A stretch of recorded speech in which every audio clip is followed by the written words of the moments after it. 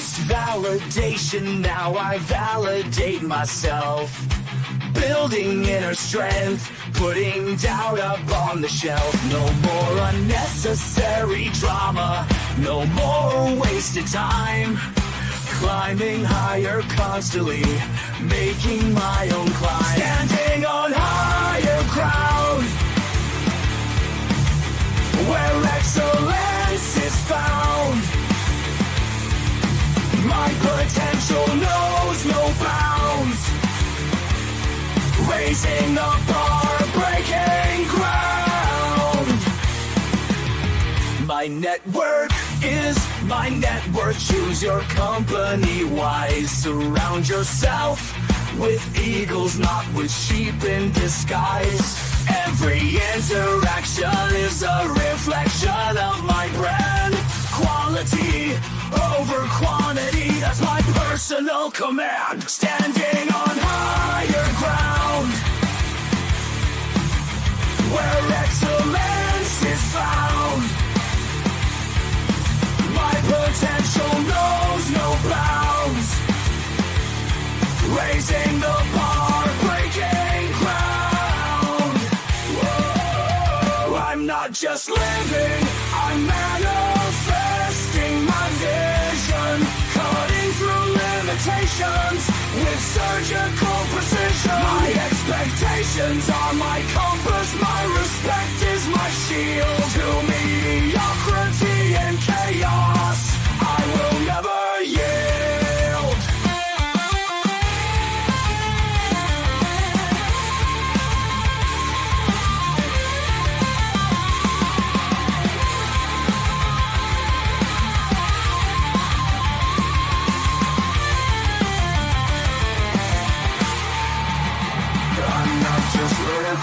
I'm manifesting my vision, cutting through limitations with surgical precision. My expectations are my compass, my respect is my shield. To mediocrity and chaos, I will never yield.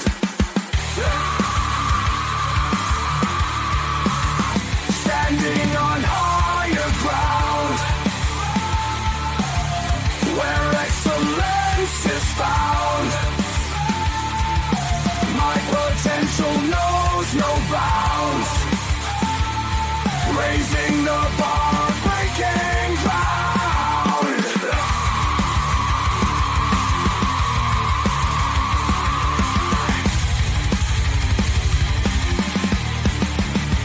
I'm not just living, I'm manifesting my vision. Cutting through limitations with surgical precision. My expectations are my compass, my respect is my shield. To mediocrity and chaos, I will never yield. How you doing, ladies and gentlemen? Welcome to This and That. I'm your host, Xander, where we're talking about this, that, and everything in between. We're looking at, I got to check this sound real quick, y'all, because I've been trying for a while and it ain't been on our side like always. StreamYard is doing its thing, just not the way we want them to do it. Make sure that you guys like and subscribe. We are live 7 nights a week, 10 o'clock Central Time, 11 o'clock Florida time, and 7 o'clock California time. As we try to find a little bit of a groove to get in here today, y'all, make sure that you guys like and subscribe. If you would like to jump into the show, you can click that mic, click the link, approve the mic, approve the camera to bring you into the show in real time. We will be able to bring you onto the show if you are over the age of 18. For those of you that are not, you can still give your shout outs onto the show the way Nico did 3 days ago, and Ruderus, who is supposed to be jumping in today to let us know about his ventures with his special someone. So as we look into the upcoming week, because, you know, y'all got Valentine's Day coming up in the next 2 weeks. We got some Temu rewards where they're talking about 70% off. So you guys can potentially see those links below in the description related to Temu if you want to get something for Valentine's Day. We've got the intro and outro songs, Higher Ground, for the show, also in the description. So make sure that you guys take a look at that. Special shout out to let's see, Romania, Brazil, Omni 81, Liberty Twitcher, Red Void, Danny Steffen. We want to give special shout outs to those guys because they are loyal followers of the podcast. Special shout out to Nico, Mr. Pibbs, looking at Light Blue, and Reese Martinez. We really appreciate you guys, Max Opposer and his father, Joe. Really appreciate you guys for coming to the show. We are about to tiptoe into the questions and comments that come into the podcast from the fans. So as we go over these are some pretty lengthy ones. I like the ones that are like long, because this is the ones where they vent. And when they vent their concerns, you start getting the real mentality of the person, not to mention it's better grammar. So I don't have to spell check them before I turn it into an audio file. Likewise, when we have audio file question and comments that we're doing reactions to, StreamYard's not in our favor. So now I've got to do this sideways as bootleg as scenario to get the audio file to be heard by me, so I can know when to stop it, so that you guys can hear it, so that we can respond to what they got to say. So please be patient with me today as we still navigate through the complications of technology, because technology is your friend until it's not. And when it's not, we have to go back to archaic methods. So let's get started with today's first comment. I'm done with it all. Done with dating. Deleted my social media earlier this month, and I just deleted the dating apps I have. It's just too much unnecessary stress, and it's too distracting at the moment. Dating is supposed to be fun, and I'm not having fun right now. I can't even get a first date from the apps. It's what women even want anymore. It's not worth the effort anymore. And unless someone decides to come along and rock my world, I'm done. It feels hopeless at this point. No one gives a flying fuck about love anymore. Everyone just wants attention, instant gratification, and they don't care about having something meaningful. Social media has made PPL so fucking vain. I know I sound bitter, but it's frustrating, and that's why I'm taking a step back for myself. I need to get this off of my chest. And I know I started to feel this way when every profile or conversation that I look at, I automatically assume it's not going to work for whatever reason. Or that she probably never checks the apps, and even when she does, I'm lost in the sea of guys and will easily be overlooked. I'd be lying if I said it hadn't affected my self-esteem as of recent. I'm getting used to having my own independence, and you know what? That sounds better than dealing with anyone else at this moment. Having only myself to think or worry about sounds immensely better than the complete dumpster trash fire that's modern dating. I just don't get it anymore. I don't think I ever did.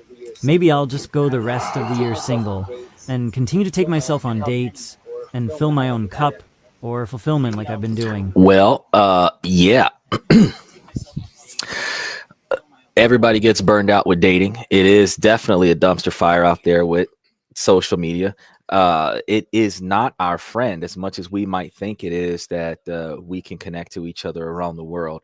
But we do have to recognize that there are more and more people that are coming onto social media platforms for the long-term companionship.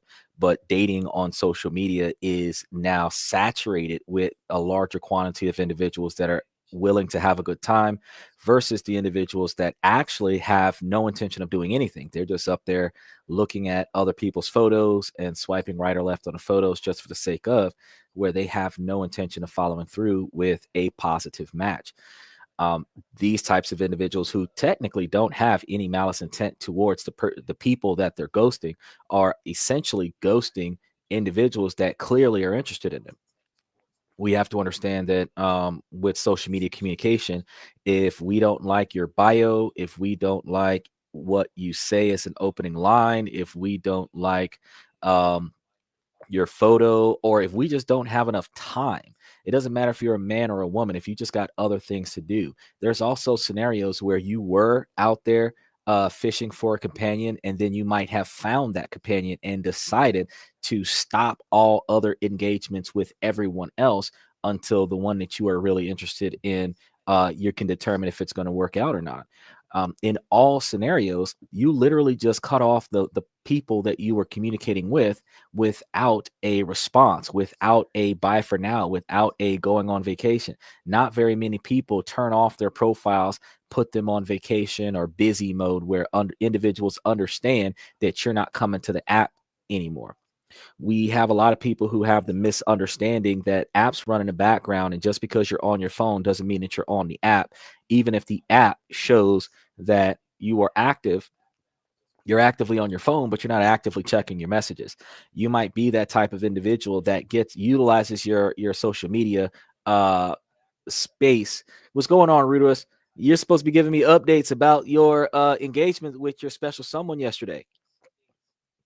So yeah, when you guys utilize social media as your primary communication, you might be messaging your boss, you might be messaging a family member, you're on the profile, but you're not on the profile looking at dates or reading messages, and somebody communicated with you and you're not paying attention to your messages, so they end up being ghosted, and that hurts the other person. We have a large quantity of accountability that we fail to take responsibility for, because we just don't consider what happens to the people that we're ignoring.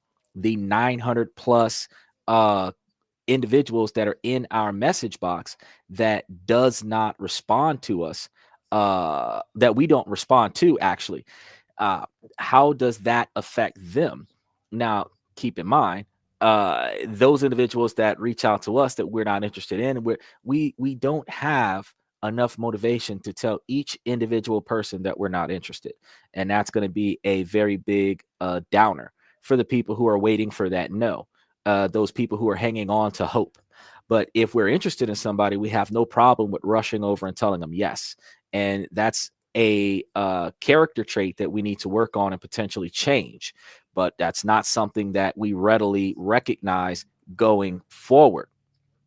So we have to really try to change the way we look at how we interact with individuals when we are socializing on the internet, because I mean, they're people too. And as you can see with our first comment, he would not be as disappointed as he is with life.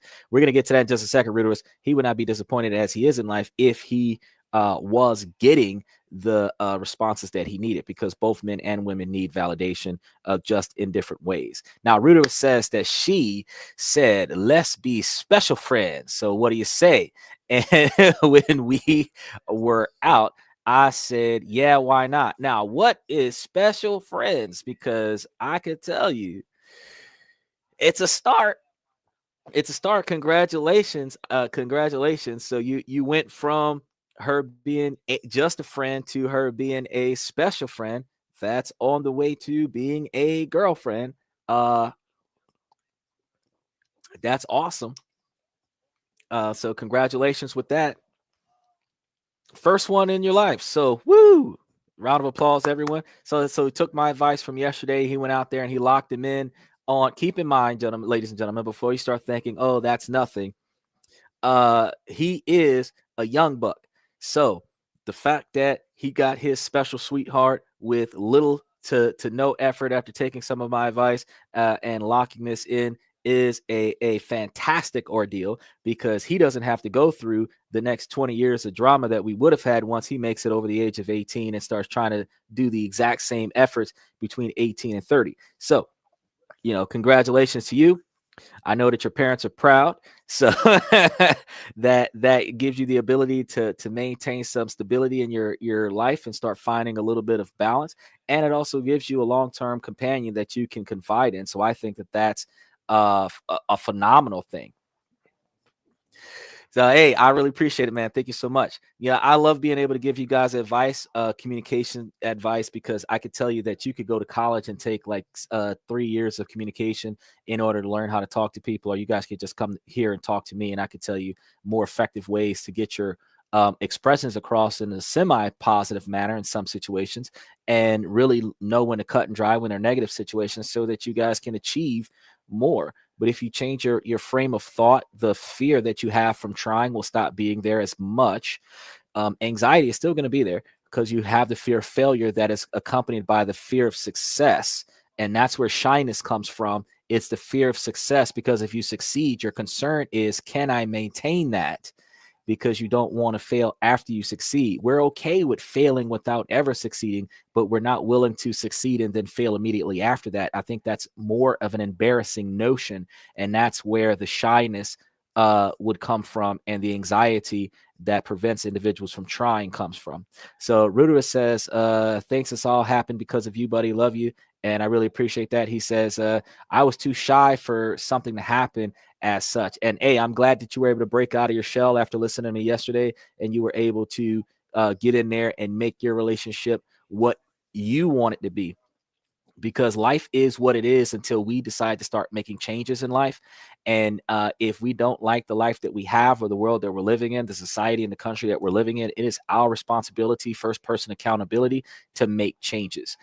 We start with making changes in ourselves. We make changes in our mentality, our thought process. Then we make changes with our engagements with our society. And then we follow that up with making changes with the people that we engage and the people that we allow to engage us. And we also follow that with changing the way we allow people to make decisions in our presence. Now, I can't tell you that one person can change the entire country, but Martin Luther King, and look at where we are right now. Malcolm X, and look at where we are right now. Rosa Parks, look at where we are right now. It took more than one person that had similar mindsets to make change, to make different areas of change in different locations, in order for us to have an overall quantity of change. So if change is readily needed, then I can guarantee you're not the only person that thinks that the situation that we live in is fucked up and that it does need to change. And with so many people complaining about the dating game right now, I can tell you that everybody agrees that something needs to change. And if instead of us going to those red pill podcasts where they're just complaining about how women suck, you should come to a podcast like this one where we can start hashing out ways to fix the problem, because we can fix the problem in our generation, but fix the problem for the next generation so that this doesn't continue to be a problem. I can only tell you guys that we are in the crab basket that we're in right now because we followed the lead of our predecessors, and they followed the lead of their predecessors. The children that are out there running amok right now, 18 to 25, is following our lead. So you got to understand that in order for us to make a change in the dating game, we have to change the way we behave. We have to change the way we allow our homies to behave. And we have to change the way we allow the people we engage in a dating field to behave, where we're not going to engage or tolerate or condone negative behavior. And then we turn back around and say, all right, now we're going to set up a new atmosphere so that the next generation can see what proper dating looks like, what proper courting looks like, what proper behavior patterns from both men and women look like from first contact through the commitment phase, what real relationships should be like when it comes down to mutual respect, mutual loyalty, mutual dedication, mutual compromise, dedication, devotion, and levels of transparency, because there are levels of transparency. We can't just be 100% transparent 100% of the time. People say that you should, but let's be honest. There are things that you can't tell your partner because you know they're going to overreact. There are things you can't tell your partner because you are not going to be able to emotionally console their scenario. And there are things that you are just too embarrassed to tell your partner right now, but you might eventually go and tell them. You have to understand that until we as human beings learn not to judge one another, full transparency is not a good thing. Because if I tell you something, you don't like it, you could punish me for telling you. If I tell you something, and now you know it, you know my deepest, darkest secret, you can now take my deepest, darkest secret and hold it against me in a scenario where you're trying to manipulate me into doing something that I don't want to do. Or if you're upset at something that I did and you want to embarrass me as a result to make me feel as bad as you did, you're going to then come back and take the information that I voluntarily gave you, and then you're going to use that to harm me. In these situations is why we don't start off relationships with full transparency. There is a plethora of toxic individuals, men and women alike, that take your personal information. These are those narcissistic individuals, those toxic individuals that like to manipulate your emotions and feelings and make you feel bad. We don't want to give those individuals the ammunition they need to emotionally destroy us. So we have to be careful with when we release information. But you want to make sure that when the decisions that you are making directly impacts the person that you are dating, that's when you tell them before you make that decision. So when transparency is supposed to be a thing, it's supposed to be a thing because what I'm about to do could negatively or positively impact you. So I have to tell you what's about to go down so that you can prepare for what's about to go down. If it works out in your favor, that's good. But if it doesn't work out in your favor, you can prepare for the fallback.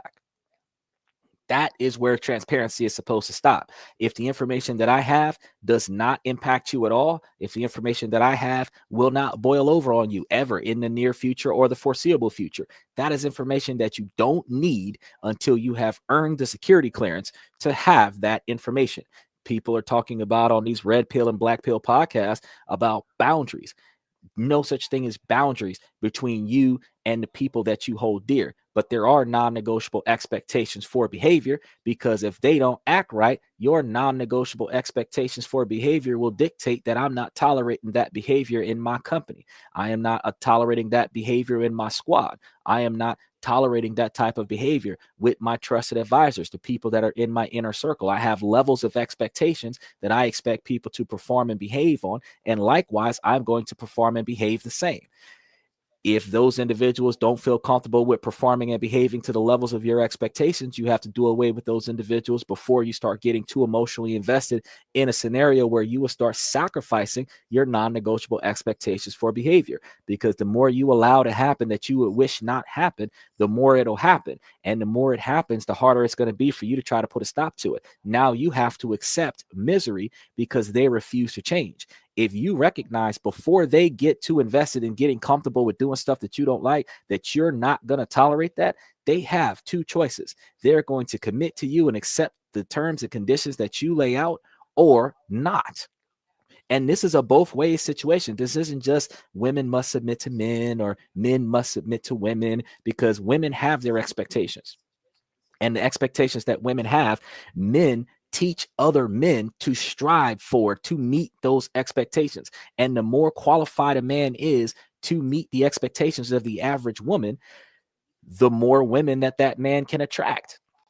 The difference is women are continuously teaching women to stay single and do not adhere to any of the expectations of men, and hopefully find a simp that will then adhere to her expectations while allowing her to not have the responsibility to reciprocate and meet his expectations. Basically, finding a man with no standards, so that she has a man that meets her standards, but she doesn't meet his standards, and he's okay with that. In that situation, yes, you can have a relationship, but it's not going to be a healthy one. The man in a relationship is not going to be happy. He's not going to be satisfied. And believe it or not, ladies, this is not taking shots at you, but your relationship will suffer. Eventually, he's not going to perform because he's not happy. Eventually, he's going to be finding happiness outside of the relationship because he's not happy. He's not complaining to you, but he's not home with you either.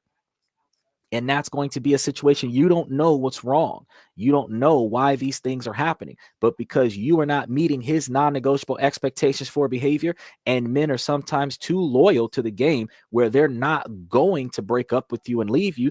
They're just going to add a woman that will cooperate with him to his collection. So he's got his wife, and now he's got the girlfriend that treats him right. So the wife that he's dedicated to financially, and the girlfriend that treats him the way he wants to be treated on the side, which is why you'll see a 25, 30-year marriage where he's dating a woman on the side for 14 years. Because you wasn't being the woman that he needed, so he got that somewhere else. Some women say that's not how cheating works. That's exactly how cheating works on both sides of the fence. Because if a man that's too involved in his job doesn't spend time at home with his wife is going to end up cheating on him with the yoga instructor, the gym coach, the tennis instructor, the pool boy, the housekeeper, the lawn care specialist, the mechanic. Look at we did what like 2-3 months ago, right before Thanksgiving, the man that was talking about how the woman was cheating on him with one of the members of the church. Like that, this is what we have to deal with. If you're not fulfilling the needs of your partner will find the what they're missing out of their relationship somewhere else. That's not in a relationship. You cannot stop cheating from happening. You cannot stop infidelity from happening. And not everybody has it in their mind that they're going to get into a relationship with a person just so that they can cheat. But at the end of the day, you increase your chances of being cheated on if you are not meeting the expectations of your partner. So while you must have standards and expectations that you want, you have to be flexible and capable of meeting the standards and expectations of your partner. That's one of the things that not too many people think about.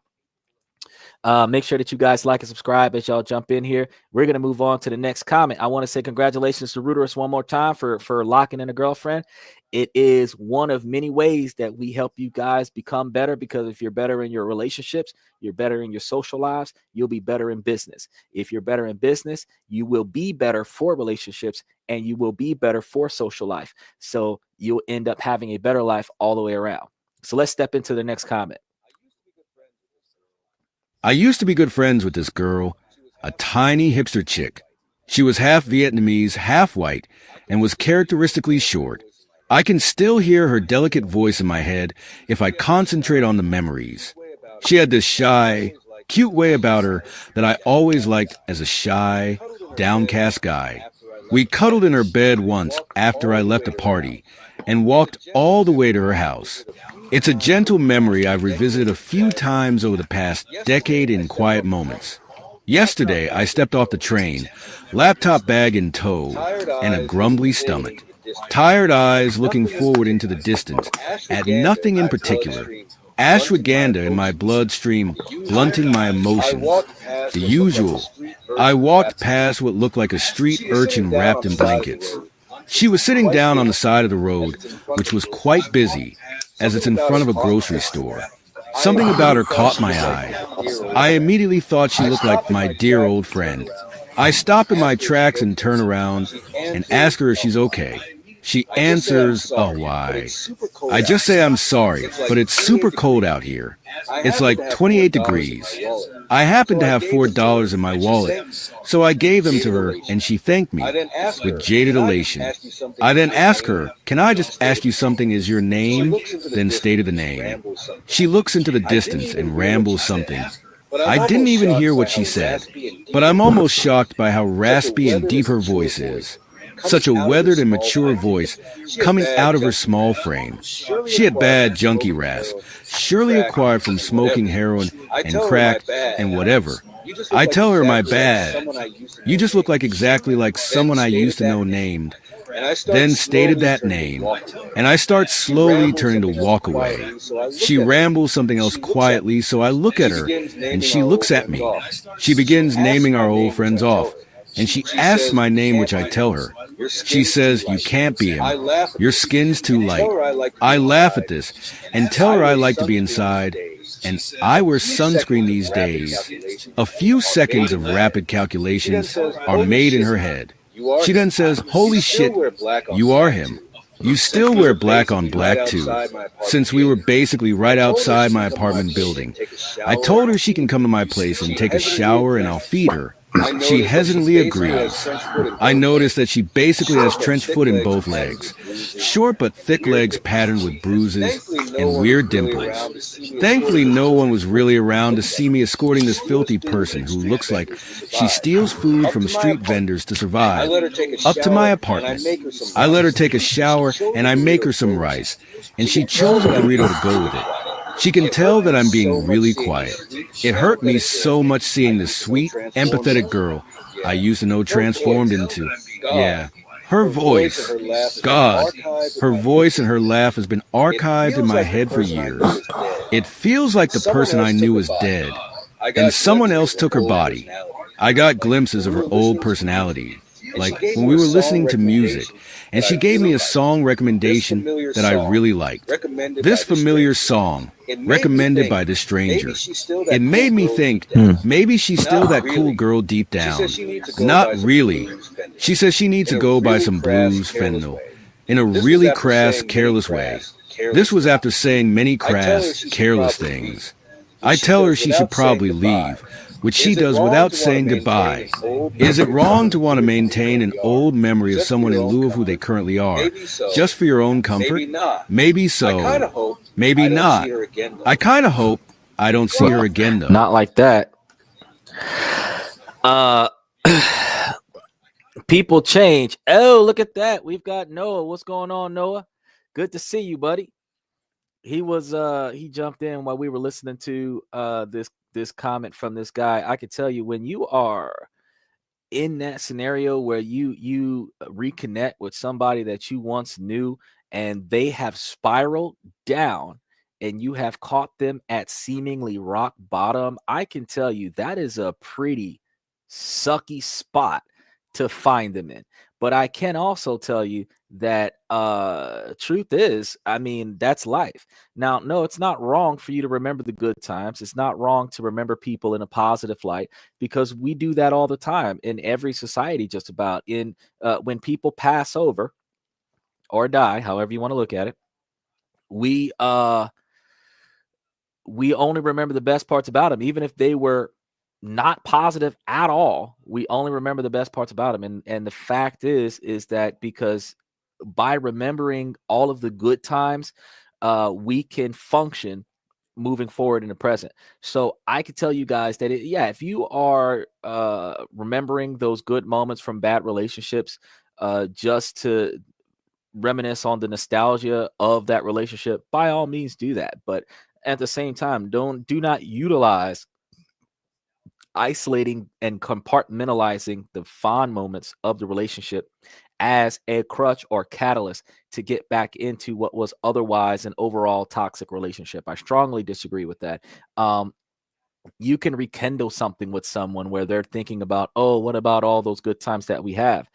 You have to be able to differentiate the quantity of space between each good moment versus the quantity of space between each bad moment, because we understand that everything is comparative.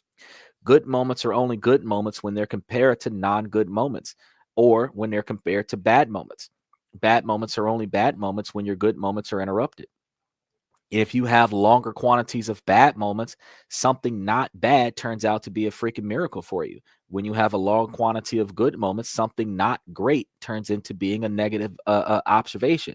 If you're thinking about rekindling a relationship with a former lover or ex, you have to ask yourself, not just was there more good times than there were bad times. You have to ask yourself, was there a longer quantity of time that things were negative than the quantity of time that things were positive?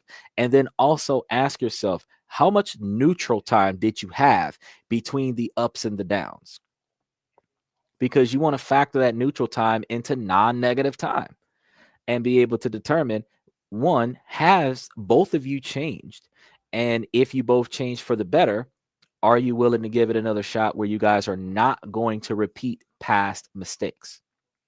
If so, I can say that it would be worth trying to give it another shot, but I am going to say that for the observation that most people choose not to change their habits, their personal characteristics, and they're not really willing to validate the pet peeves of another person, more often than not, you're not going to see both sides equivocally change for the other person for the sake of the other person. And that's why the age-old saying is that you're not supposed to change for other people, you're supposed to change for yourself. If you don't recognize that character flaw is a character flaw in you that needs to be improved, you're not going to put forth effort into changing it. Therefore, in other individuals that might see that character flaw in you and not like it, and you will say, well, I'm only going to associate with people who don't care about that, as opposed to, I'm going to be a better person and stop doing that. And then you wonder why, even though you have a valuable network of individuals, your network is small, because the quantity of people that pass you by don't like those negative characteristics about you. And you will come to find out over time, when you get into your middle ages or older, that those negative characteristics about you could potentially be the reason why you're having troubles with getting promotions, having trouble locking in deals, having trouble with negotiations, having trouble with working on social interactions. It might be part of the reason why your relationships start off good and end bad in a short period of time. While you have continuously blamed other people, you have to remember that the one common factor that is in each one of your negative relationships is you. So if you are not in a satisfactory relationship, you need to hold yourself accountable for your decision making process. All right, let's go ahead and dive into the next comment where the lady was about to start explaining stuff to us. Why unmatch when you started the conversation? This has happened to me about twice now. We're on 2 different apps where I've matched with a guy. He's messaged me first, I then respond, and then they unmatch not too long after. I really don't get it. I don't think my messages are like that dry or boring. I get unmatching or not responding if the conversation is bad, but like damn 2 messages or so and like anything's barely been said. I get accidentally matching with someone and unpatching to avoid further conversation or trying to match with as many people as possible, but why message first and unmatch so early? Online dating is already so frustrating and bad, and when this happens it feels quite disheartening. So men or women who've done this, why, like what's the motive? Are men really that quick to judge?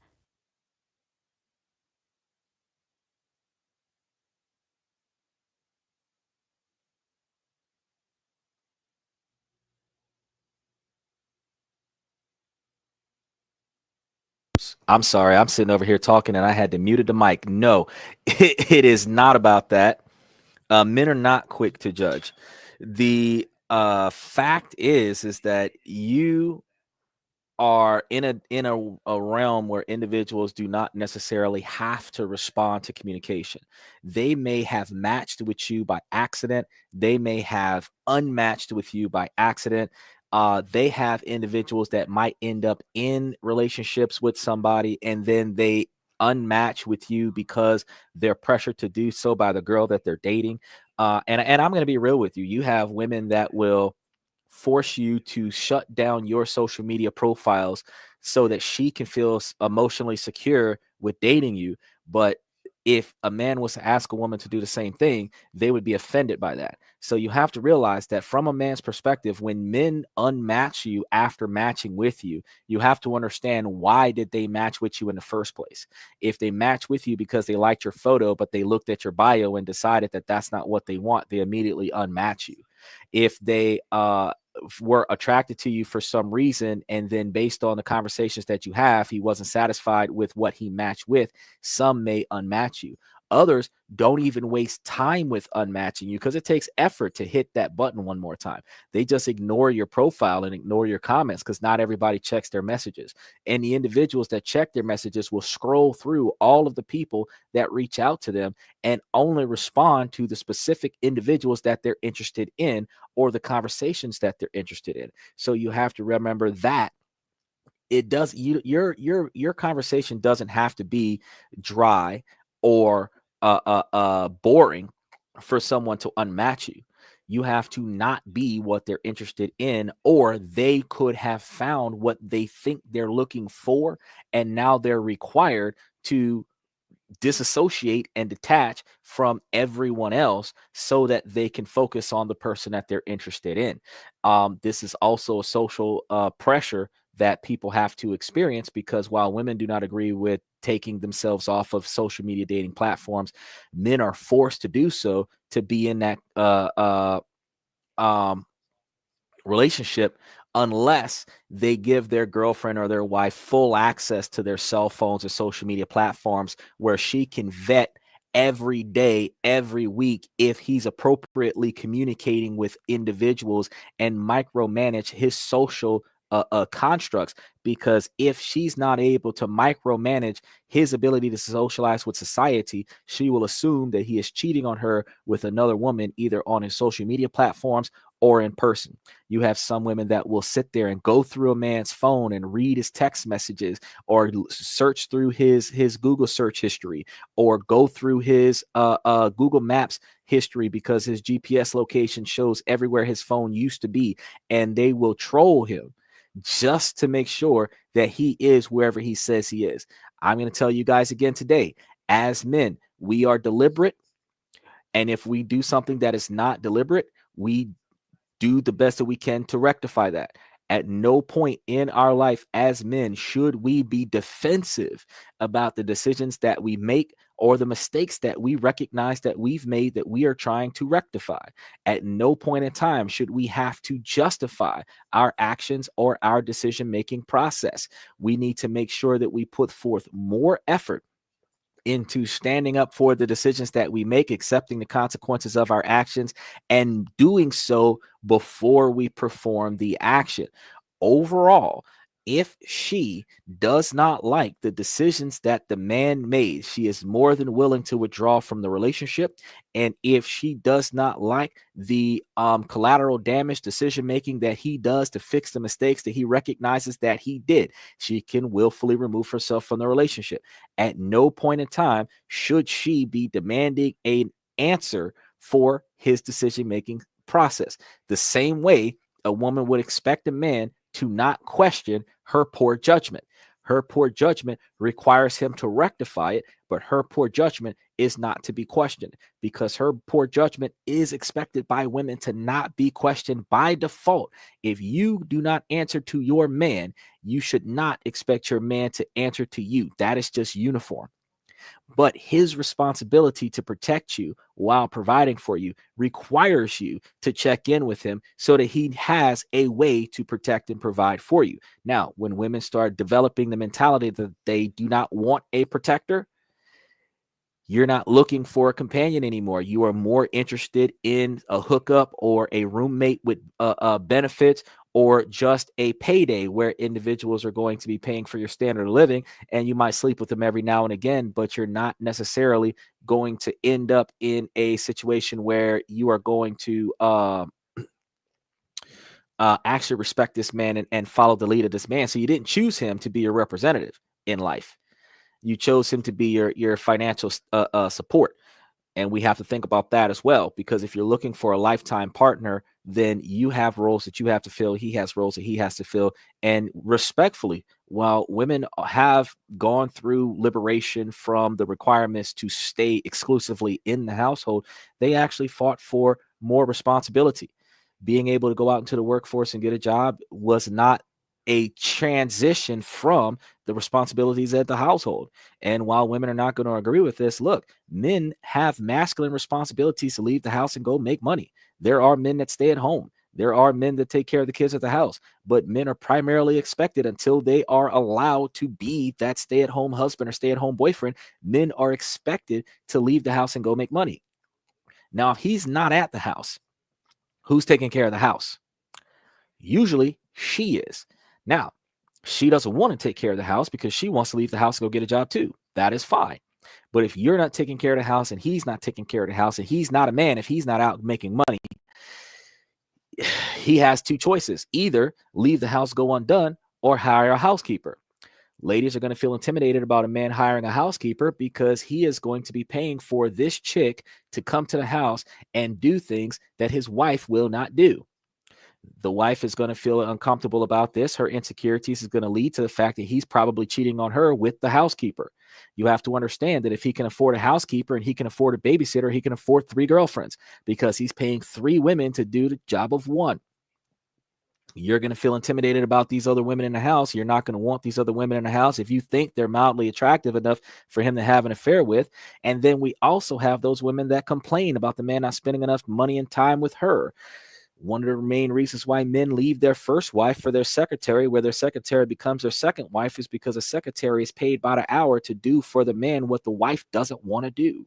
Ladies, if you want a man that is going to dedicate himself to you, you want to minimize the opportunities for him to leave you or not satisfy you and gratify your expectations. You've got to be the woman that he wants. And then if you want him to spend more money on you, you have to take away some of his financial obligations. So instead of him having to pay for a housekeeper and a nanny because you don't feel like doing those wifely duties at the house, you need to do those wifely duties at the house, because that $200, $300, $500 a month or more per person that he's paying for the staff that's doing the stuff that you don't want to do, that comes out of your hair, nails, and clothes and gifts and trips around the world and everything else. Even a man that's making 7-8 figures a year, his allowances that he would have been given to you is going to other women to do the stuff that you don't want to do. The men in Dubai give their multiple wives allowances based on his income and based on the quantity of wives wives that he has, but each wife has a responsibility. As long as she's fulfilling her role, she gets her allowance. Now, the more wives the man has, the less time each woman has to spend with the husband. But guess what?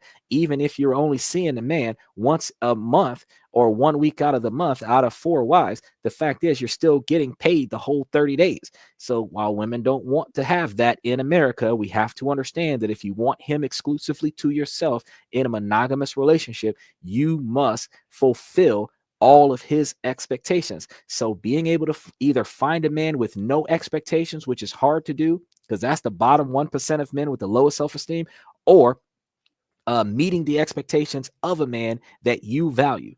The more expectations that you have, that further meets that top 1% of men, because when you're looking at over 6 feet tall and 7-8 figures a year, you're looking at a very, very slim quantity of men. And when you go through that slim quantity of men that all women want, that higher valued man, you have to earn that, which means you have to put more effort into that, because as it stands, very few women come to the podcast and talk about what they bring to the table. And when they do talk about what they bring to the table, they only declare characteristics and traits that they look for in a man. They do not declare characteristics and traits that a man looks for in a woman. Therefore, the women are not bringing anything to the table that a man desires, that a man needs, that a man benefits from. And that's the reason why the modern egalitarian alpha boss lady is having so much difficulty with partnering with the modern man, because if she is meeting the expectations that other women have for a man and then claiming that she is equal to a man, which makes her another man, how can she be what a heterosexual man wants if a man wants a feminine female and you are behaving like a masculine male? How are you going to be able to meet the standards of a man that's looking for a woman when you have become a masculine man?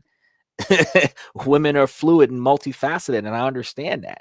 You could switch back and forth between masculinity and femininity, but at the same time, you have to understand that if you're looking for that special someone to dedicate yourself to, you have to dedicate yourself to what they want. But you want to make sure that you find a person that's going to also dedicate themselves to what you want. And selfishly, when we start dealing with those females that are over the age of 30 years old, they're going to spend more time focusing on what they want and less time focusing on what their partner wants. And that's not how relationships work. Both the man has to dedicate himself to the expectations of the woman, and the woman has to dedicate herself to the expectations of the man. And that way you both get what you want out of the relationship. You'll never hear me tell you, oh, it's one-sided. She must do what he's saying. That's the only way it goes. That's wrong. That's wrong.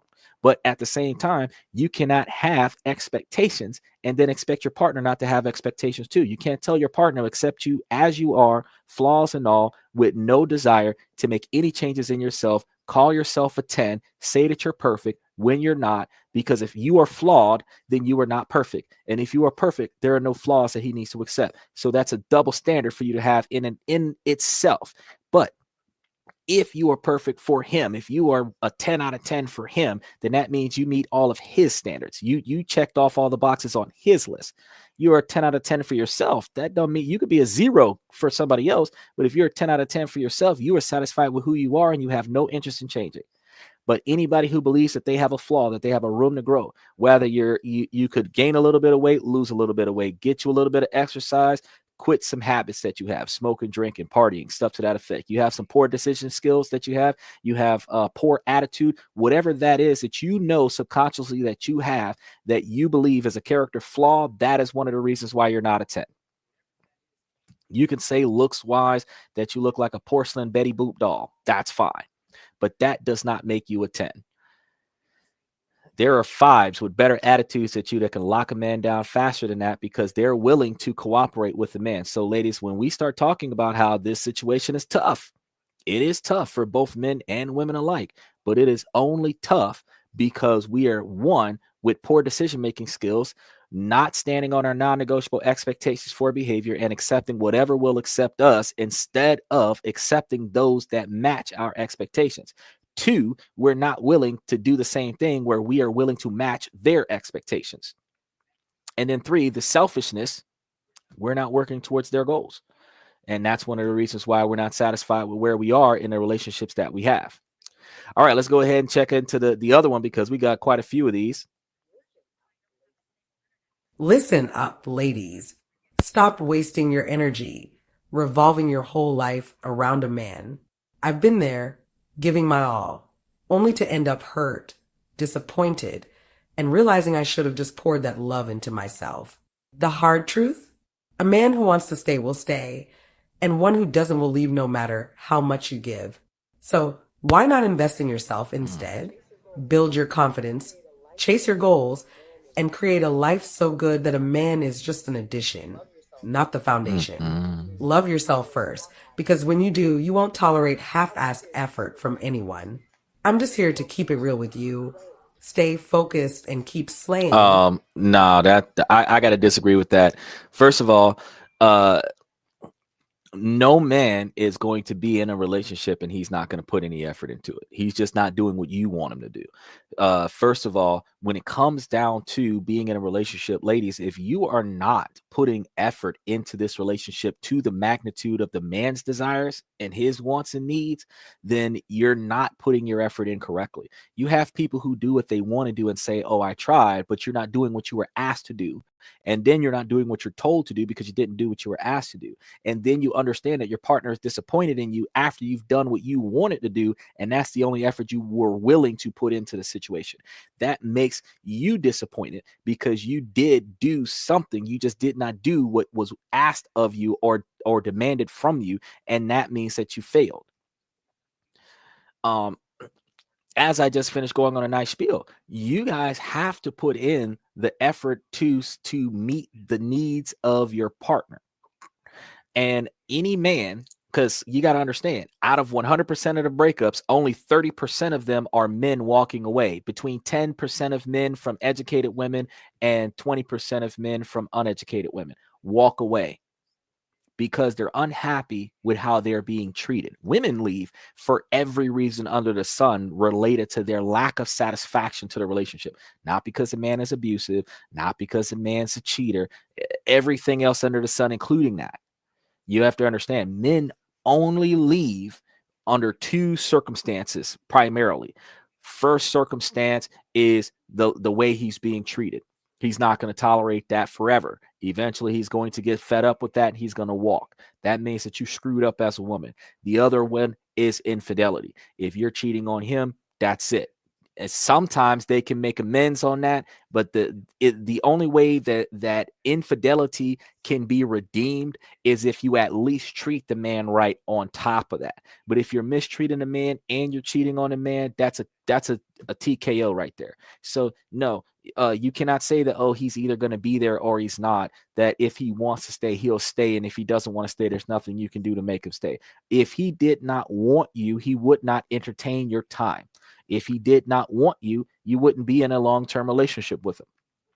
If you are putting effort into a long-term relationship, that man is going to stick with you like a man sticks with the antique car. He's going to stay with your 30-year-old behind the stay. He will stay with that 30-year-old car. He will fix you and he will work on you and he will mold you into the woman that he wants, the way he will fix that antique car and mold that antique car into the type of car that he wants. Up until that car breaks down, he sticks to that car. When that car is totaled out and nothing else can be done with it, that's when he gives up on that car. Likewise with his relationship with you, up until you have destroyed the relationship beyond repair, where there is nothing else that he can do to fix the relationship, where rectification of the relationship comes from your side of the relationship, and you refuse to do it. Once he reaches that aspect of the relationship, it's like having a blown engine. He is not going to be able to fix it, which means that he has to abandon this relationship and go find him another relationship. But men are not just going to walk out of a relationship just because they feel like it. They walk out of the relationship after doing everything they possibly can for the relationship to succeed. They will take blame when they're not at fault. They will submit when they're supposed to be in charge. They're supposed to be assertive, and they're not, because they don't want to deal with the conflicts of trying to not be dominated by their girlfriend or their wife. All of the things that a man will do, self-preservation, to stay in this relationship, and then eventually he emotionally gives up because it's just not going to work.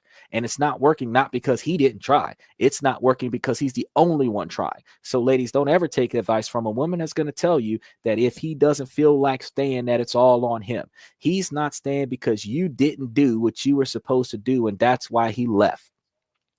Blame it on somebody else if you want to. But I'm going to tell this to you again. The same thing I told you guys about 45 minutes ago is that if you are the common factor in each one of your breakups, eventually you need to stop and look at why all of these people are breaking up with you, or why you feel like you have to break up with all of these people, because you can't tell me that you've been in 4, 5, 10 different relationships and none of them you were the problem, because you're the common factor in each one of those bad relationships.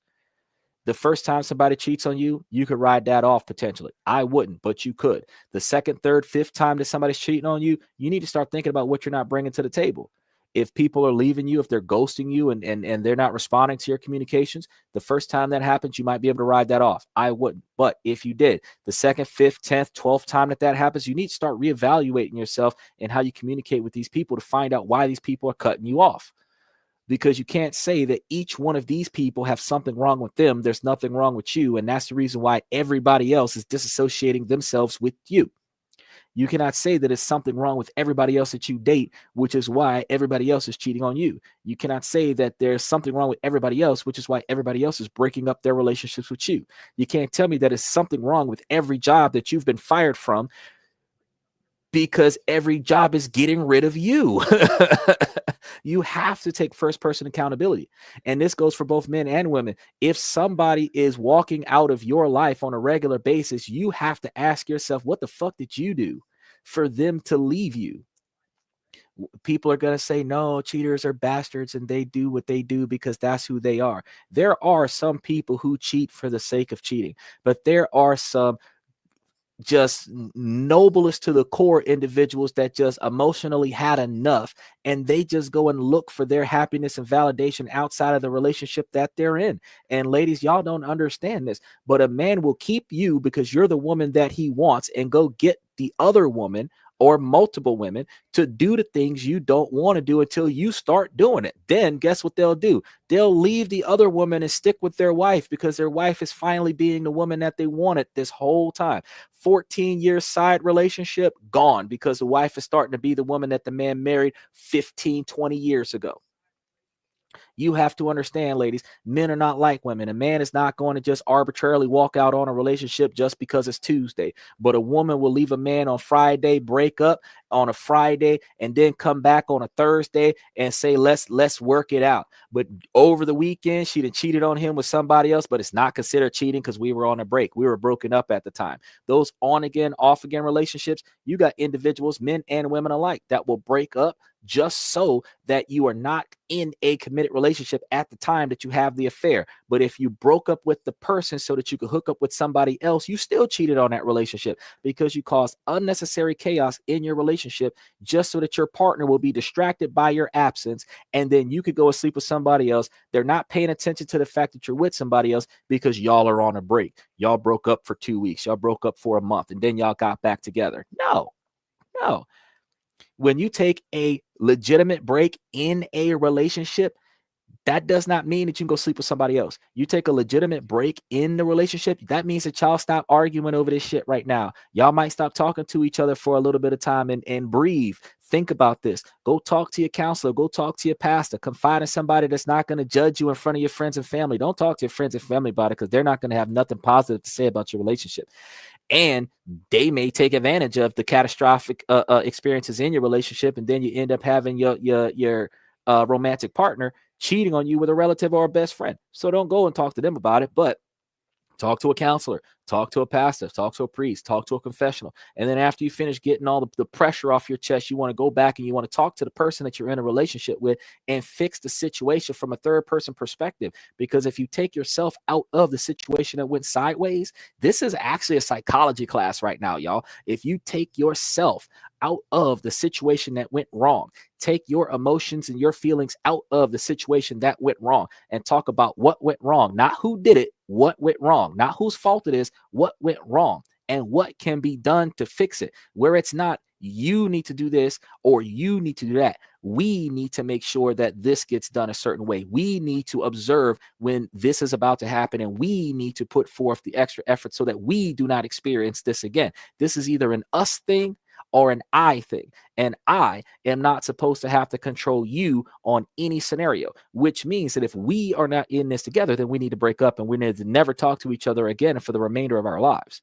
But if we're going to work on this relationship, we're going to work on this relationship from the perspective and magnitude that if something goes wrong, we have a plan to rectify that.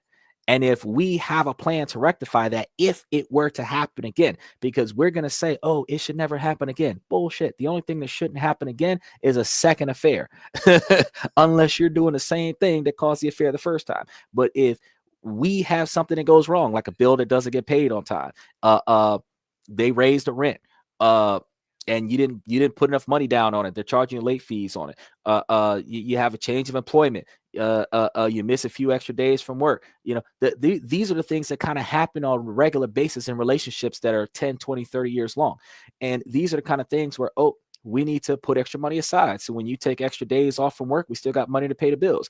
We need to put extra money aside so that when they decide to send us a letter in the mail to raise the rent, we got the money to pay the rent. We need to put extra money aside. So if one of the cars get crashed, not if you crash the car, if one of the cars get crashed, we can replace the car. If the repairs need to be made, not if you damage the car, if repairs need to get made. Notice how it's third person perspective, where if the situation occurs, regardless of whose fault it is, if the situation occurs, we have a solution to that problem. Because that is how you resolve things in a relationship. You don't just sit there and talk about, oh, well, you did this and you did that. Oh, yeah, well, what about what you did, what you did, what you did? That's not negotiations. That's not discussions. That is not cooperating in a relationship. That is just arguing and venting at the same time. You're sandbagging shit that you should have talked about a long time ago. You're going to throw it in each other's faces until you just stop. But while you're yelling over each other, not listening to each other, you never reach a point where you compromise. You never reach a point where you resolve the complaint. You're just getting it off your chest for the sake of getting it off your chest. That does not help the relationship. It does help you vent a little bit, but it does not help the relationship. And it's just as toxic as demanding full transparency when you're going to penalize the person for telling you information that you don't want to hear. Once there are certain things that you can say in an argument that can never be fixed in a relationship. There are certain shots that you could take at your romantic partner that will make them never look at you the same again for the rest of your relationship.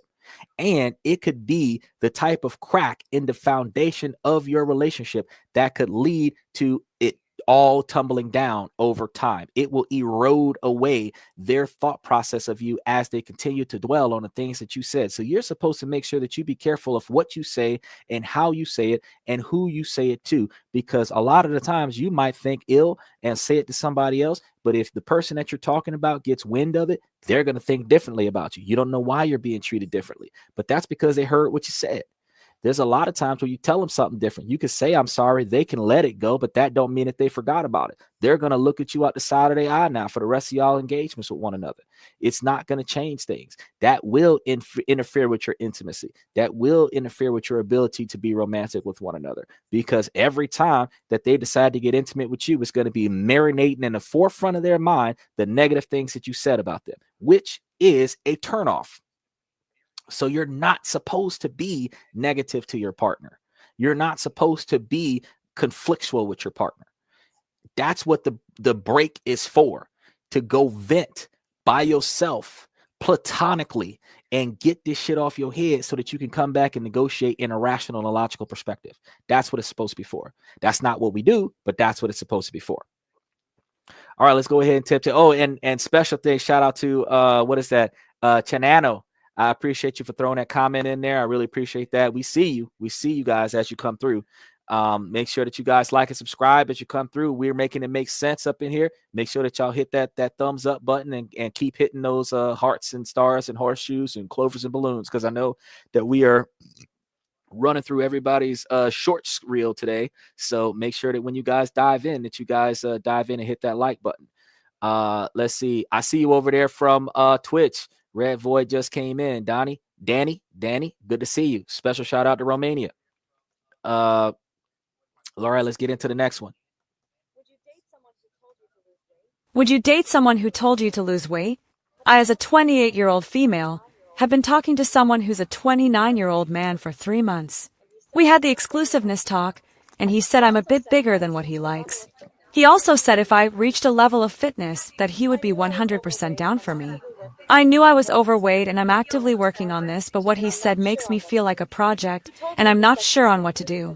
He told me he sets the standard because he likes hiking, biking, etc., and that he only dates to marry, so he has to be Okay. picky. So here's the problem with this, ma'am. You're going to feel salty because this man's telling you his expectations. And that's stupid. Okay. I can't even sugarcoat that. That's stupid. You want a high valued man, the man is going to tell you what he wants from you. He's going to tell you what kind of woman he's looking for. If he wants to go hiking with his wife, then you got to be able to be physically capable of going hiking. He wants a woman that's going to bike, then the fact is that if you want to be a couch potato and he wants a woman that hikes and bikes and you don't want to hike and bike, guess what's going to happen? He's going to hike and bike with another woman while you're at the house on the couch. The man don't want to behave like that, and because he doesn't want to behave like that, he's choosing to not date a woman that's not capable of doing that. Again, you also have to recognize women want characteristics from men that men cannot achieve. You want a man that's 5'4" to be 6'5". It's not going to happen. Nothing he can do in his life besides blow out both of his kneecaps and put on artificial legs that are 4 feet taller to make him taller is going to be the only thing that he can do to be taller. You can put on stilettos and make yourself artificially taller than what you really are, where you're 4'11" looking like 5'7", and then you want to say that you want a man taller than you. Take off them damn heels. But see, a man that says that he wants a healthy woman and you're not a healthy woman, that you got to choose to be healthy if you want to be with this man. Because a woman that says that she wants a physically fit man, all the men got gym memberships. If they are going to be a physically fit man so that they can get a woman that wants a physically fit man because she's physically fit and they want a physically fit woman, then guess what? Men get gym memberships. You understand? If a man wants a woman with a curvy shape, then he gonna get a woman with a curvy shape. But if a man says that you're just right outside of the spectrum of what I find physically attractive, and there is something you can do about that, then if you want him, you're gonna have to go over there and do that. Now, understandably, men are flexible, but they got to set standards. So if a man wants an hourglass figure, knowing that if she gets pregnant and has children, she's going to lose that hourglass figure, he's not going to judge you negatively because you have 4 of his kids. But if you want to make it to 4 of his kids, you can't sit there looking like an M&M and say that he wants a Coke bottle figure and you're shaped like an M&M and you're going to say, oh, well, you got to accept me as I am. No, because no woman is going to say, oh, she's going to accept a man as he is, broke, overweight, living in a mama basement, no job. And she's going to say, oh, I can accept that. No, that's not going to happen. If he's not reasonably successful, if he's not reasonably fit in some way, shape, or form, if he's not reasonably attractive with reasonable quantities of wealth to offset any of the features that she would prefer that he had, if he's not reasonably close to 6 feet tall, a lot of women will turn down a man because he does not meet characteristics that he can't change. So if there are characteristics that he can change and he's not meeting those characteristics, women are going to accept that. So why should men? Because you have to understand, you're going to offset your physical appearance by the fact that you work a good job. You got a 7-figure job, so you expect to be out of shape and overweight and think that you're going to get a man. Men don't want you for your money. You feel like, oh, you went to college, you did 8 years of college and you've got 2-3 degrees under your belt, and now you got an MBA and you feel like you're valuable to a man because you got an MBA. Men don't care if you're smart because men are supposed to educate the women that they date. So it don't matter if you're smart. Actually, you being smart is counterproductive to the man because he can't teach you nothing because you think you know it all because you got a master's degree and some shit that has nothing to do with what he's talking to you about right now. So how is he going to be able to teach you to be the kind of woman that he wants if you feel like your 4 to 8 years of college showed you what you should be and you should not change for him? So yeah, if a man tells you out the gate that you would be the kind of woman that he would marry if you made this change, then sweetheart, you got 2 choices. You either change or you don't stay with him. But is it unreasonable for a man to ask you to make a certain type of change so that you can be the type of woman that he wants? No. I would say that he was smart and followed my advice, and he took the initiative to stand on his non-negotiable expectations for behavior. He told you what he expected you to do, how he expected you to behave, and if you wanted to be his wife, you had to meet this criteria. You're not even going to make it to the girlfriend phase, and if you do slide into the girlfriend phase, you definitely not going to make it to the fiance phase because you don't meet those expectations. Now, he might give you some time. He might give you a little bit of time to get your regiment in order so that that you can make a couple changes so that you can get yourself in the path of becoming a woman that he's looking for. But he's telling you from the beginning what kind of woman he's looking for. So if in the event that he marry you and you stop doing that and you stop being the woman that he wants, he might not divorce you, but guess what he will do? He will be dating a woman on the side that meets his expectations while he is still married to you. That is the issue that you have to understand and accept. And if you're not willing to accept his non-negotiable expectations for behavior, where the only expectation he got for you is that you got to be fit enough to go hiking and biking with him, and that's the only expectation he got, don't come this way, because I got way more expectations than that. And if you ain't meeting them, these men ain't staying with y'all. Y'all easy to sleep with and have no expectations for you. But if you start talking about girlfriend material, there are some responsibilities you have to adhere to. And if you're talking about wife material, there are heightened responsibilities that you have to adhere to. And it's going to start coming around to the point where men are going to start looking for that wife material behavior out of the woman on the first date. Otherwise, there won't be a second, especially if he got to invest in it. That's not going to work out. So ladies, y'all got to think about this as y'all move forward, because if y'all are not willing to be partners in these relationships, y'all are not going to find the right man. Y'all will find a man, you're just not going to find the right one. Not the one that's meant for you, because the one that's meant for you is going to need you to compromise for him, because he's going to compromise for you. The one that's going to give you everything that you want and need in your life requires you to give him everything that he wants and needs in his life. So until you're ready to be a partner and equivalently exchange with him, y'all gonna have to stay single. And you got to understand you're running out of time, because menopause set in. You could be beautiful as a 45-year-old woman, but if a man wants children and you can't have none, he don't want you. It don't matter if it's a health issue or menopause happened and you just can't do it. He don't want you. So you at 45, he might date your 25-year-old daughter because she can still have children. You have to understand that you will no longer be an option the older you get, because the middle-aged men want a woman that'll cooperate, that can bear children. And that's the women that are between 18 and 27. So you're going to be less appealing to men as you get older. Men are going to be more appealing to women as they get older, because 18-year-olds, 18 to 25, date men that are 60 to 78. So the older a man gets and the more financially stable that a man gets, the more likely that man is going to hook up with a girl that's under the age of 30 and have children with that woman. And the women that are over the age of 25 are going to continuously lose out on the ability to find a male partner, because men are not interested in women that are over the age of 30 that are not willing to cooperate. They might be okay with a woman that doesn't have children if they're not interested in children, if you're willing to cooperate. You got to remember, this isn't a one-sided scenario. This isn't about just a man, oh, he's got to get what he wants, he don't care about you. No, you are guaranteed to get what you want if you are the woman that he wants. So if everything that you ask for from this man is gonna happen, the question is, why don't you want to give him everything that he wants? Why don't you want your man to be as happy as he makes you? Because sex don't make men happy. Sex is the first 30, 45 seconds of his gratitude is it.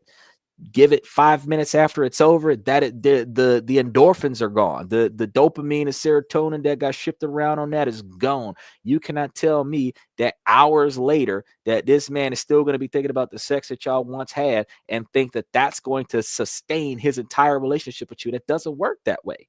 There are other things that you have to do being a partner with his success that will make you be valuable to him, so that he can say that I've got a wife worth keeping. But if you ain't doing shit, then you're expendable. Just like at the workforce. You clock in on your job every day and don't do nothing in front of the boss and see how quick you get fired. You treat your employment with more respect than you treat the man that supports your standard of living. And if you are not understanding that your boyfriend and your husband can fire you just as quickly as your job can, ma'am, you fucking up. Men have high expectations to meet to satisfy women. High expectations to the magnitude that, and I'm going to tell you this, as a man, we spend 3/4 of our life meeting your expectations so that we can qualify for you. A man spends 3/4 of his life. At 40, he spent 30 years doing this. At 50, he spent 35 years doing this. At 60, he spent at least the last 40 years doing this to be the success that he is when you decide that you're going to accept him. From birth, you qualified for him. That's it. And the less you're willing to cooperate and the more children you drop before you get them, the less you qualify. The higher your body count is, the less you qualify. It is reverse value. Your value depreciates over time. His value increases over time. Because what men look for in women, women are not willing to do. What women are looking for in men, men strive to do. A woman cannot validate herself and say that she is highly valuable solely based on her criteria of what she expects from a man. Because if she checks off all of those boxes, she will make a perfect husband. But that doesn't make her a perfect wife. All right, let's go ahead and tiptoe into the next one because we got a couple more. Oops. For whatever reason. Or that she probably never checks the apps, and even when she does, I'm lost in the sea of guys and will easily be overlooked. I'd be lying if I said it hadn't affected my self-esteem as of recent. I'm getting used to having my own independence, and you know what? That sounds better than dealing with anyone else at this moment. Having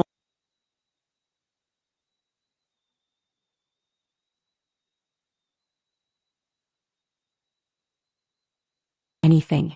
They ignore your messages, even though you clearly see them active on online. Even just have the emotional maturity to act like an adult in a situation. They move on to someone else as if you just never existed. No compassion or empathy for others anymore. I just can't take it anymore. I really worry and wonder what the dating scene will be like in the next 5 years and how people will behave and treat others. Am I crazy in feeling this way? Recently, I had a bunch of men asking me directly after a match, "Are you single?" Or, "Are you living?"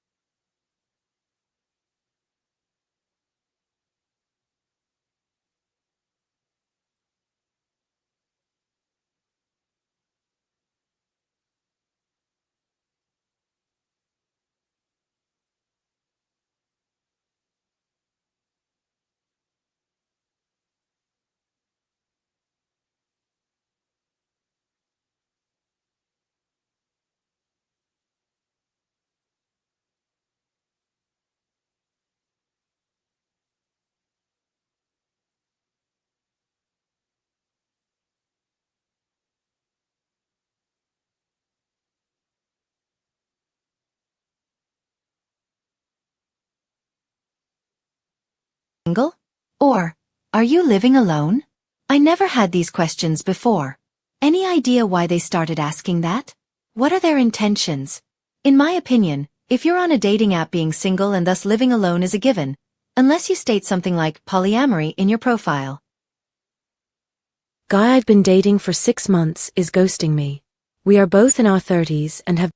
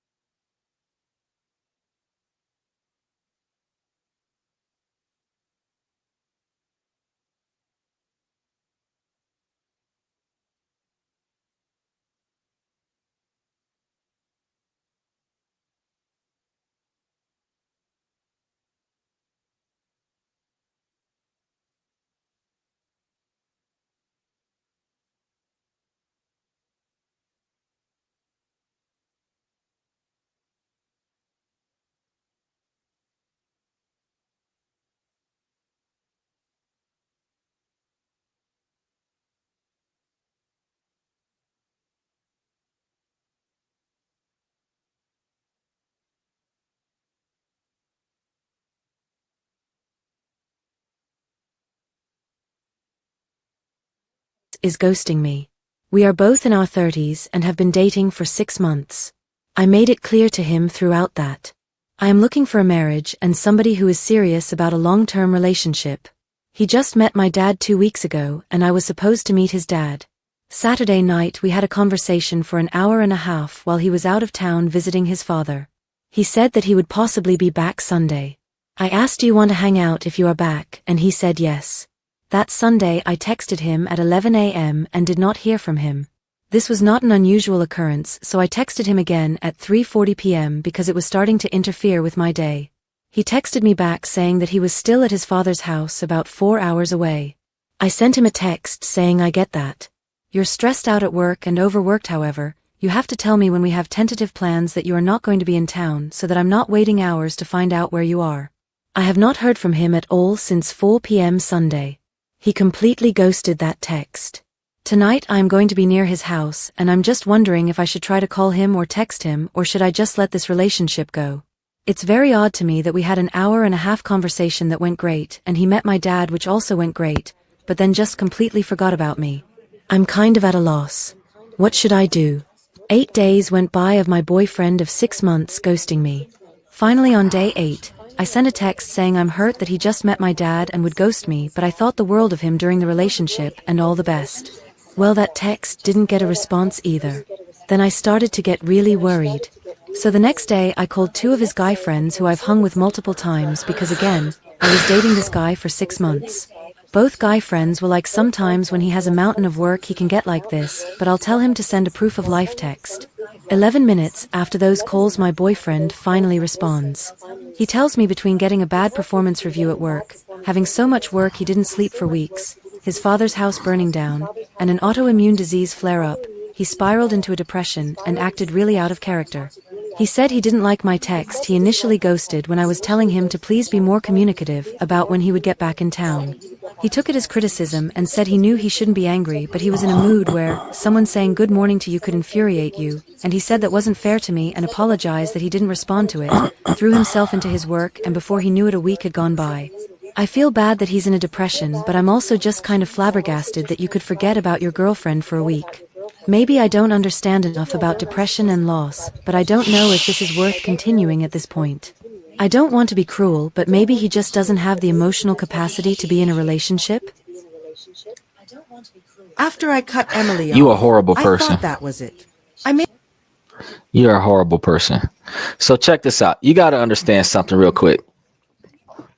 You was supposed to meet him at 11 and you had the ability to drive to his house 4 hours away and you waited till 3 o'clock instead of you getting worried about his absence at 11:15 and going to his daddy house where you knew he was to go make sure that he was okay. Instead, you bitch at his absence. You're a terrible person for that, to be in a relationship with a person that you claim that you want to marry, because if he was in trouble, you didn't care. You just was mad that he didn't show up. Now, another thing, you're sitting over here wondering why he ghosted you for 8 weeks or so. 8 days, you said. Think about the fact that you didn't know what was going on in his life and he had an emergency. He couldn't talk to you about it, which is why he didn't communicate with you. You did not go over there and check on him. You just sat back and twiddled your thumbs like, fuck it, it's his problem. Then you went the extra mile to complain about it on top of that. Now, you decide after a while of him just not talking to you at all, now you want to go and look into your man. He done been left abandoned by you physically and emotionally this whole time, since the time he didn't show up to that date till the time that you decided to go look for him, which was almost a month before you gave a shit about your man to go find out what was wrong with him, that he been missing. It don't take the police that long to go look for somebody. You made it damn near a whole month for this man to come up missing before you decided to go looking for him. And then when you go talk to his friends about it, oh, then his friends tell you, yeah, when he's going through some shit, he fall off the map. So he asked his friends to let you know that he was still alive. And then when he do let you know he's still alive, guess what the hell happened? His daddy house then burned down. The man's health spiraled sideways. He's about to get fired off his job. He's got to do extra work on his job, recover his health. He's not getting no rest, and he's trying to help his family recover from losing their house. So and if that's the house that he grew up in as a child, his entire childhood's memories is destroyed. And you over here bitching because he made you wait 4 hours at a goddamn dinner when you could have drove to his fucking house and found out what the hell was going on with him almost a month ago. You could have been there the whole time. You could have helped him with what he was going through. But instead of you being a good woman and trying to be a good person that could be a good wife for this man, you decided to complain to him the whole time. He was suffering in silence by himself, which is what most men have to do because women don't think. He's not talking to me not because he did something. He's not talking to me because he's going through some shit and I need to go find out what's going on so I can help him through it. A lot of times, a good woman don't have to be a woman that just sits down and shuts up. A good woman could be a woman that takes action and goes and makes sure that her man is safe. A good woman can get out there and make sure that her man is healthy. A good woman can get out there and make sure that her man is protected because, yeah, he's supposed to put his life on the line for you, but you are supposed to make sure that he's mentally and emotionally stable after that. Protectors and providers go through a shit ton of trauma to keep the people that they value safe, and you're supposed to keep him stable. You are supposed to be his rock.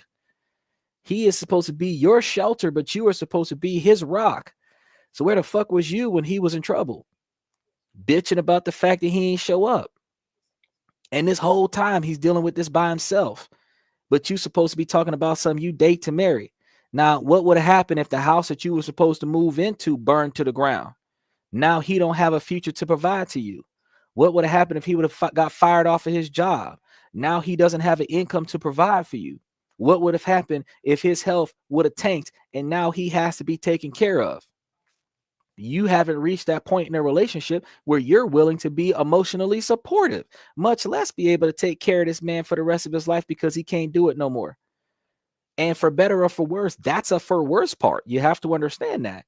A lot of women marry for the for better part, ignoring the fact that the for worse could happen because, oh, I could just divorce him and take half of his estate. But you have to understand, for better or for worse means that the shit could go south and you could become the person that has all the responsibility. You got to take care of him now. Women don't understand that. And ma'am, you fucked up by sitting over here thinking that, oh, he's not emotionally intelligent enough to deal with you because his daddy house burned down. He went into the hospital because of poor health, and he's about to lose his job because he's not performing good enough on his job with all the stress that he's under. And you put no effort into rectifying his stress. You put no effort into rectifying the problems that he was going through. You put no effort into providing any kind of comfort or emotional stability or any type of emotional support for the shit that he was going through. All you did was bitch about the fact that he was late.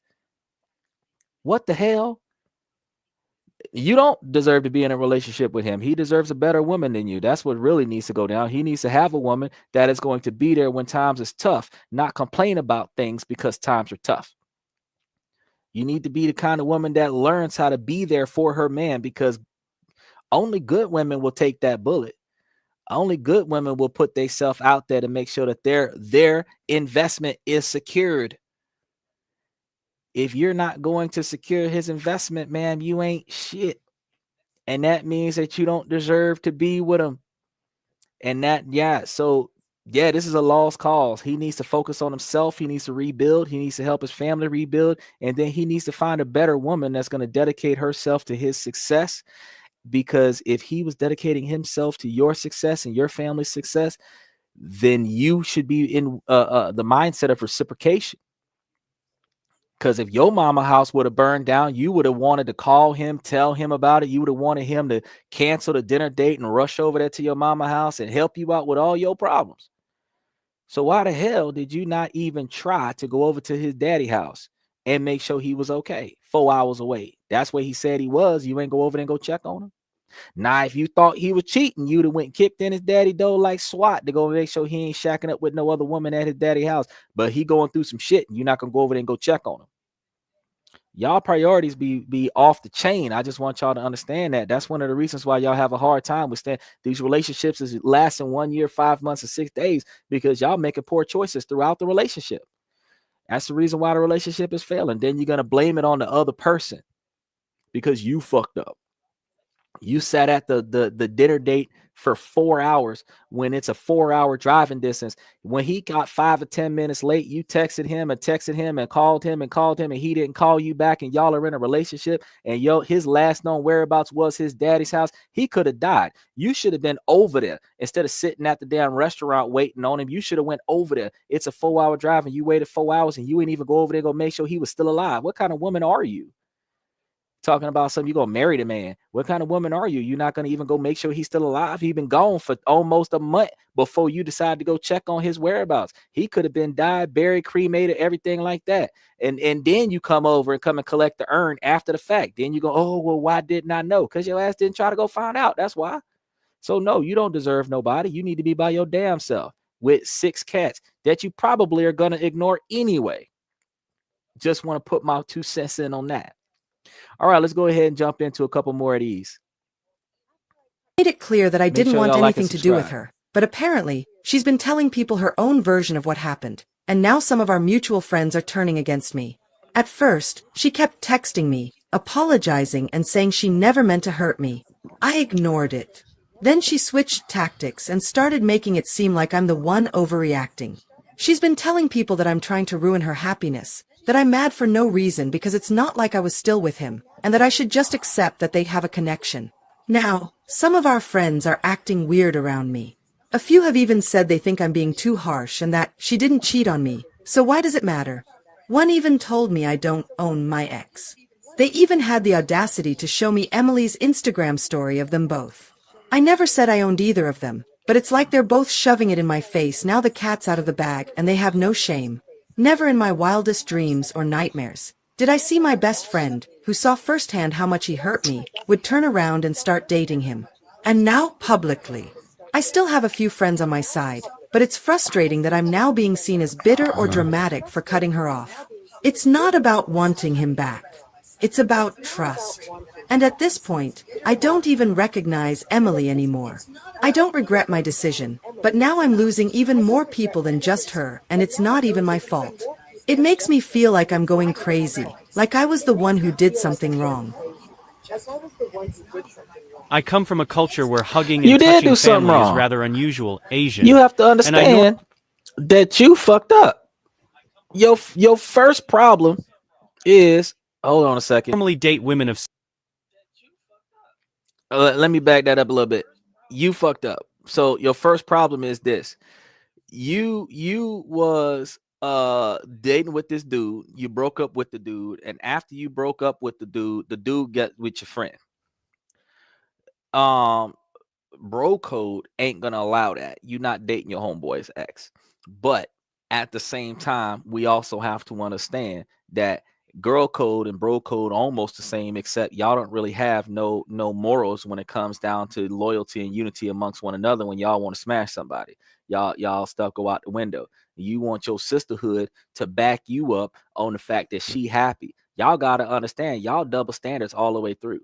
So really and truly, once your friend got with your ex, you were supposed to cut her loose and just not have nothing to do with her because you did not want to associate with your ex. That would have been the ethical thing to do.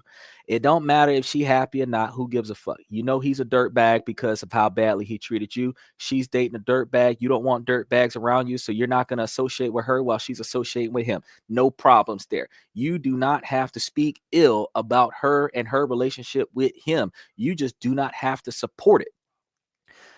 The fact that you continuously speak bad about how she got with your ex is a bad thing because you are not helping the situation, because she is not the reason why y'all broke up. He is the reason why y'all broke up.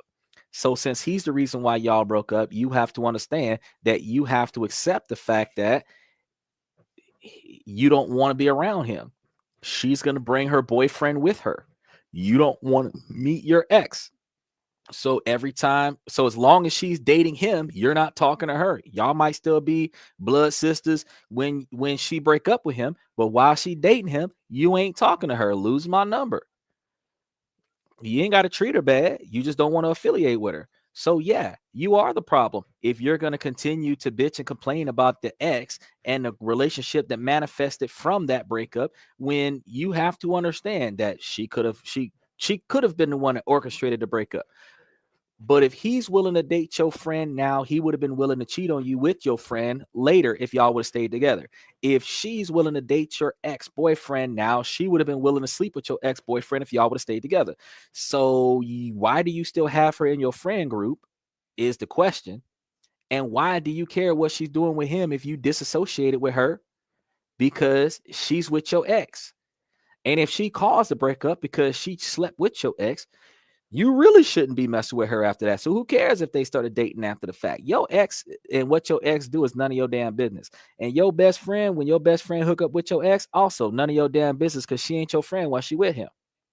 And we could say forgive. You can forgive all fucking day. But when you forgive her for the stupid shit that she did, that's going to be after she repent. Until she repent, you ain't going to have nothing else to do with her.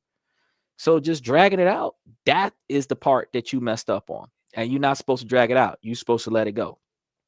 All right, let's go ahead. We got one more up here. We're going to finish this one.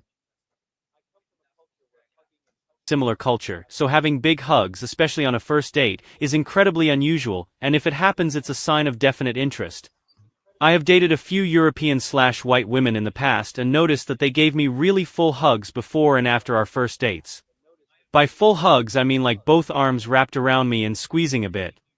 But because I have a tiny sample size, I'm wondering if this is a pretty normal thing or if I just happen to be noticing this with women who are particularly interested in me.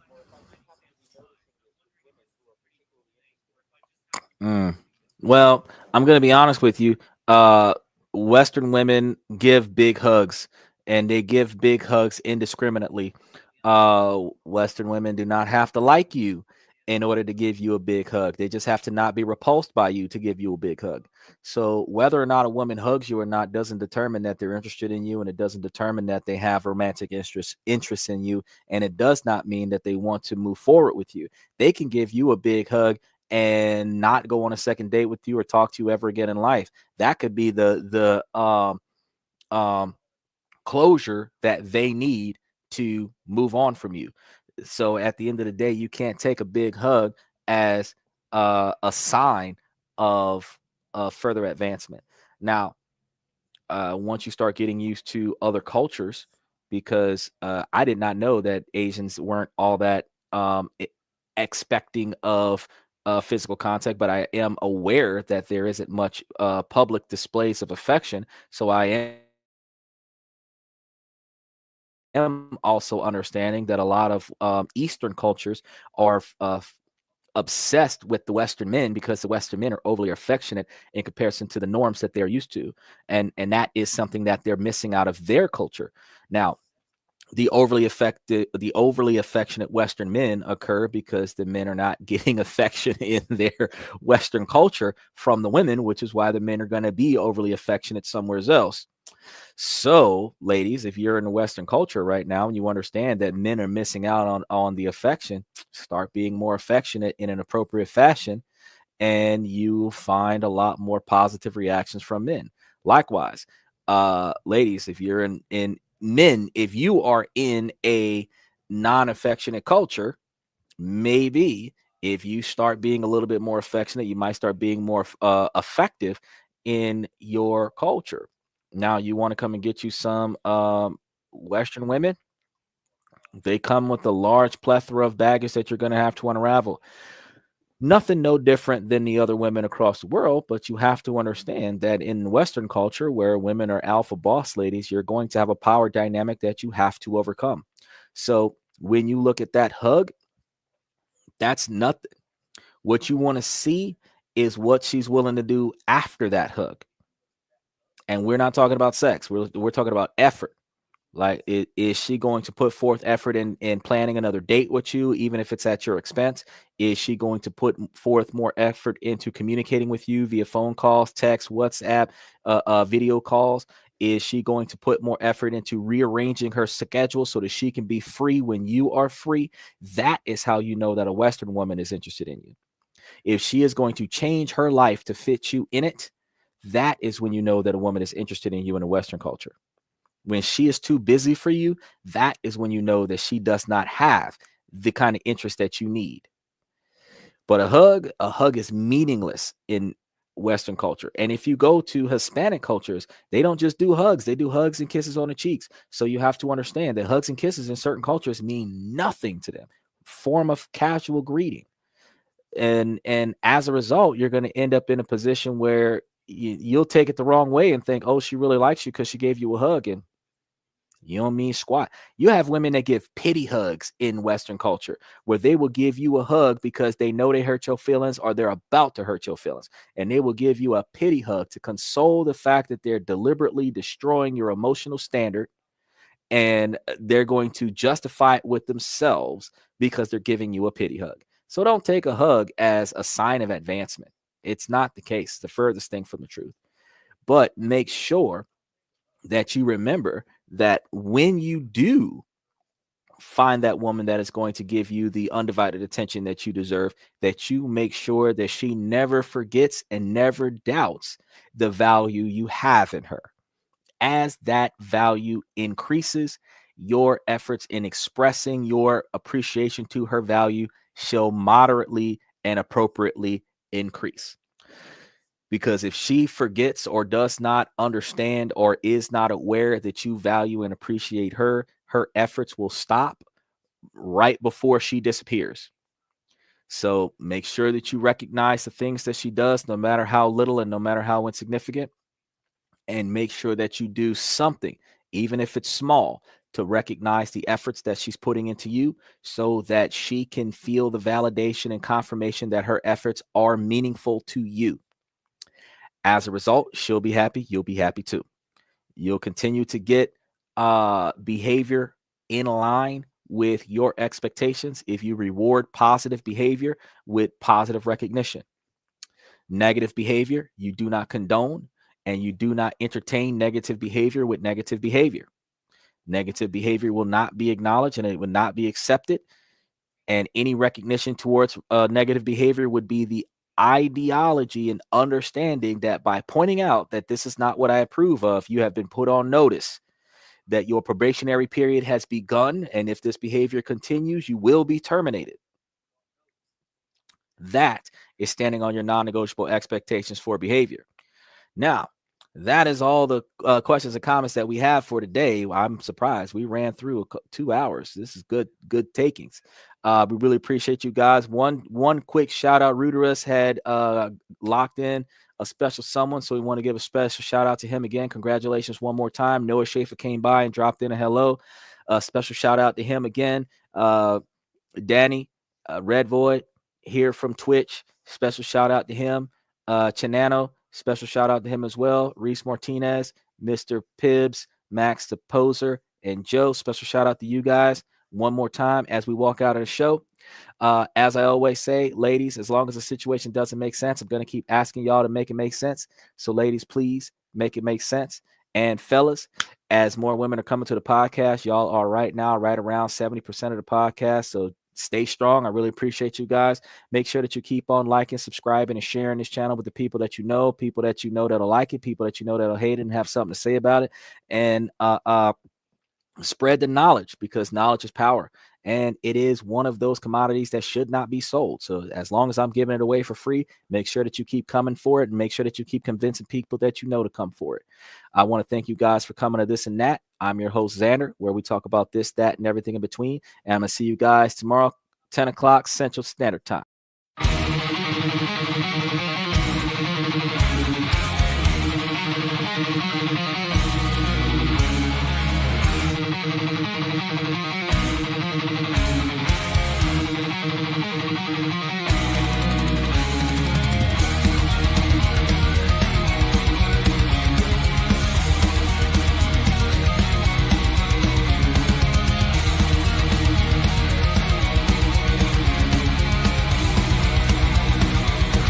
Higher ground!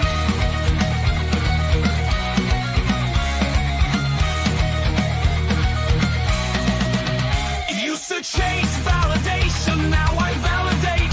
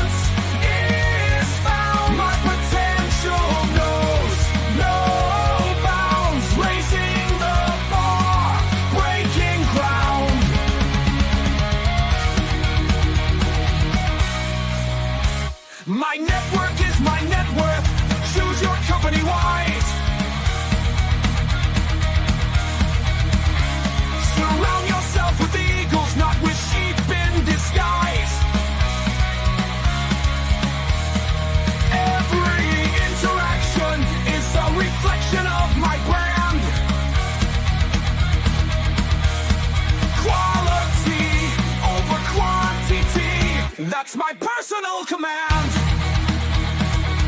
I'm not mountain on higher ground where excellence is found. My potential knows no bounds, raising the bar, breaking ground.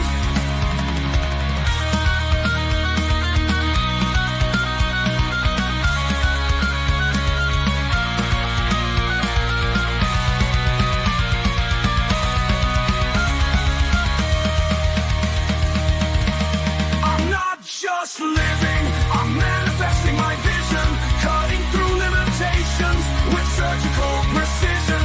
My expectations are my compass, my respect is my shield to mediocrity and chaos. I will never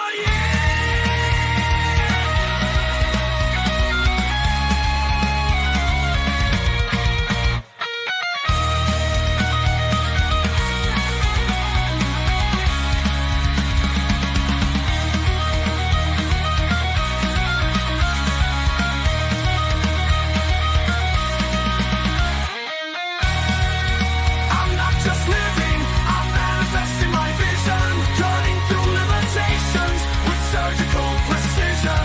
My expectations are my compass, my respect is my shield to mediocrity and chaos. I will never yield.